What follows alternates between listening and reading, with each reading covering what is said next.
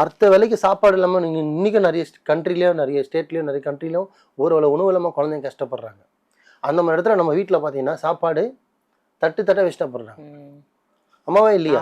உண்மைதான். அப்போ அது திருப்பி உங்களுக்கு பிரபஞ்சம் பார்க்குது. அப்போ உனக்கு சாப்பாடு வேணான்றா, அப்போ உனக்கு இது சாப்பாடு இவ்வளோ வேஸ்ட் பண்ணுறேன், இவ்வளோ வேஸ்ட் உனக்கு இது சாப்பாடு கட் பண்ணு. இது தம உண்மை. அதே மாதிரி தான் நீர்.